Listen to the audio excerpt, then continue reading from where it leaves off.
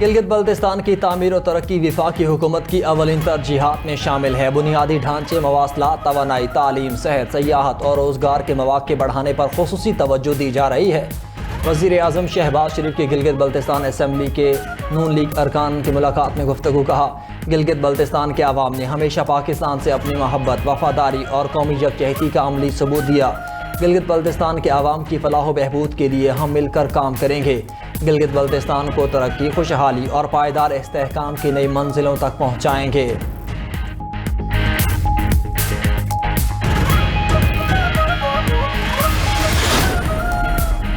نائب وزیر اعظم اسحاق ڈار کی زیر صدارت حکومتی کارکردگی بہتر بنانے سے متعلق کمیٹی کا اجلاس۔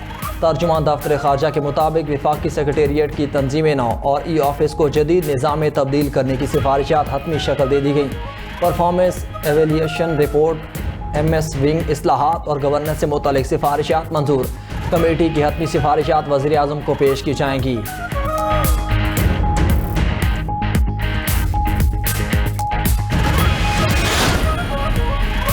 18ویں ترمیم کے بعد منتقل ہونے والے وفاقی شعبوں میں تقریباً 25,000 ملازمین میں کوئی کمی نہیں ہوئی۔ 18ویں ترمیم میں عمل درآمد سے متعلق ورلڈ بینک کی رپورٹ سامنے آ گئی۔ رپورٹ کے مطابق غیر منتقل شدہ وفاقی شعبوں میں 2009 سے 2024 تک ملازمین کی تعداد میں 85% اضافہ ریکارڈ۔ غیر منتقل شدہ شعبوں میں 1,91,004 نئے وفاقی ملازمین شامل ہوئے۔ اختیارات کی منتقلی سے متوقع مالی بجٹ مکمل طور پر حاصل نہ ہو سکی۔ کراچی غیر قانونی تعمیرات کیس میں وفاقی آئینی عدالت کا فیصلہ۔ سپریم کورٹ کا فیصلہ عدالتی اختیارات سے تجاوز قرار دے دیا۔ کراچی غیر قانونی تعمیرات کیس کا تحریری فیصلہ جاری۔ کراچی میں زمینوں کی کنورژن پر عائد پابندی پر مبنی سپریم کورٹ کا حکم واپس۔ وفاقی آئینی عدالت نے سپریم کورٹ کا غیر قانونی تعمیرات میں اسمار کرنے کا جاری حکم بھی واپس لے لیا۔ وفاقی آئینی عدالت نے فیصلے میں لکھا کہ بلڈنگ قوانین صوبائی حکومت کے دائرہ اختیار میں آتے ہیں، نہ کہ عدالتوں کے۔ سپریم کورٹ نے ایک بلڈنگ کا کیس پورے کراچی تک پھیلا دیا۔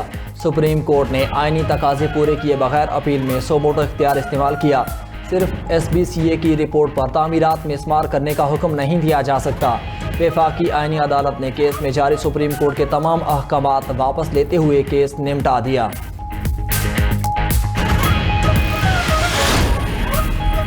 سمندر میں گرنے والے کارگو طیارے کے مزید ملبے، عملے کی تلاش کے لیے آپریشن جاری۔ ترجمان پی اے اے کے مطابق حادثے کا شکار طیارے کے مزید پرزے اور ملبہ برآمد کر لیا۔ ملنے والا ملبہ bureau of aircraft safety investigation team کے حوالے کر دیا گیا۔ مشترکہ سرچ آپریشن میں پاک بحریہ اور میری ٹائم سیکیورٹی ایجنسی کی ٹیم شریک۔ بلیک باکس سمیت عملے کے 5 ارکان کی تلاش تاحال جاری ہے۔ ایران کے ساتھ تکنیکی سطح کے مذاکرات جاری ہیں۔ امریکی حکام کی تصدیق، کہا کہ امریکہ ایران کے ساتھ مسائل کے حل کے لیے پرعزم ہے۔ پاکستان اور قطر امریکہ ایران معاہدے کو بچانے کے لیے متحرک۔ دیگر علاقائی ثالث بھی دونوں ممالک میں مذاکرات کی بحالی کے لیے سرگرم ہو گئے۔ امریکی نیوز ویب سائٹ ایکزیوس کا کہنا ہے کہ پاکستان، قطر، ترکیہ، مصر اور سعودی حکام نے واشنگٹن اور تہران کے ساتھ متعدد اہم ٹیلی فونک رابطے کیے۔ ثالث ممالک کی پہلی ترجیح کشیدگی کا خاتمہ ہے، پھر تکنیکی ٹیمز کے درمیان مذاکرات کی تاریخ طے کرنا ہے۔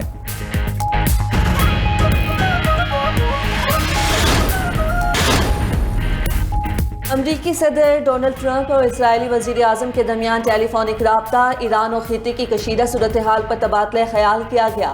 نیتنیاہو کا ترک صدر کے اسرائیل مخالف بیان پر تشویش کا اظہار، خطے میں سیکیورٹی زون قائم کرنے کی ضرورت پر زور دیا۔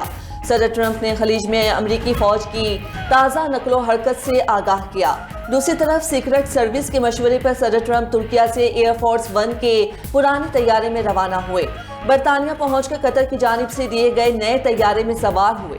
سیکرٹ سروس نے سیکیورٹی وجوہات پر پرانا صدارتی طیارہ استعمال کرنے کا مشورہ دیا تھا۔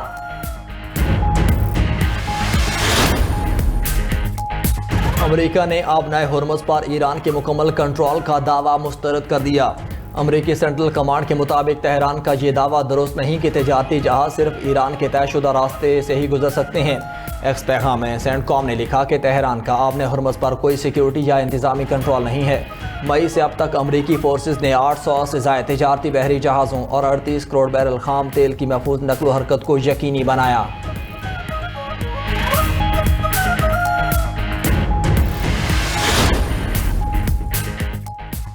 سابق ایرانی سپریم لیڈر شہید علی خامنائی کے معاون اعلیٰ علی اصغر حجازی زندہ ہیں۔ ایرانی میڈیا کی تصدیق، کہا کہ علی اصغر حجازی نے علی خامنائی کی تدفین میں شرکت کی۔ علی اصغر حجازی کئی ماہ بعد پہلی بار سامنے آئے ہیں۔ جنوری میں امریکہ اور اسرائیلی حملوں میں علی اصغر حجازی کی شہادت کی خبریں سامنے آئی تھیں۔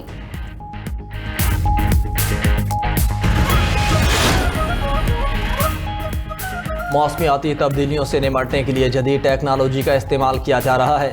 صوبے میں فضائی آلودگی کی بروقت نشاندہی اور مؤثر رد عمل یقینی بنایا جائے گا۔ سینئر وزیر پنجاب مریم اورنگزیب کی کلائمیٹ سمارٹ واچ منصوبے پر بریفنگ، کہا کہ اسموگ پر قابو پانے کے لیے جدید مانیٹرنگ نظام متعارف کرایا۔ کلائمیٹ سمارٹ واچ سے فضائی معیار کی نگرانی کی جائے گی۔ ماحولیاتی آلودگی پر قابو پانے کے لیے جامع حکمت عملی جاری ہے۔ آلودگی اور گندگی کی شکایات پر فوری ایکشن لیا جا رہا ہے۔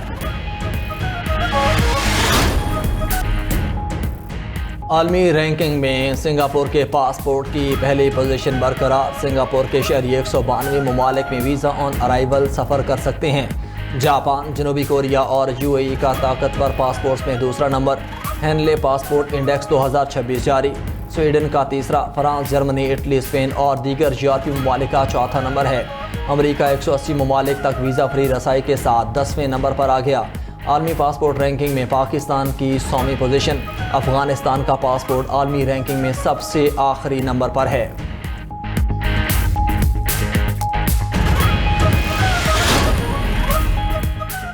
سعودی ولی عہد محمد بن سلمان سے جدہ میں کینیڈین وزیر اعظم مارک کارنی کی ملاقات۔ خبر ایجنسی کے مطابق دونوں رہنماؤں کے درمیان علاقائی صورتحال اور دو طرفہ تعلقات پر تفصیلی تبادلہ خیال ہوا۔ دونوں ممالک کے درمیان توانائی اور آرٹیفیشل انٹیلیجنس سمیت متعدد شعبوں میں تعاون کے معاہدے۔ سعودی عرب کی 25 کھرب ڈالرز مالیت کے معدنی وسائل پر کینیڈین وفد کو بریفنگ دی گئی۔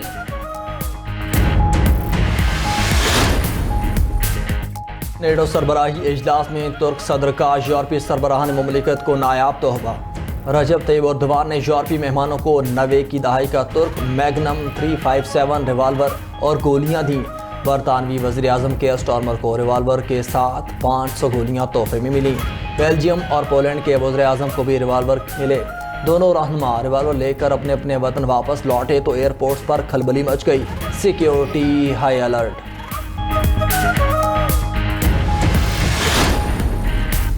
چین اور بھارت میں سیلاب اور طوفانی بارشوں نے تباہی مچا دی۔ چینی شہر ناننگ میں سیلاب سے ہلاکتوں کی تعداد 39 ہو گئی۔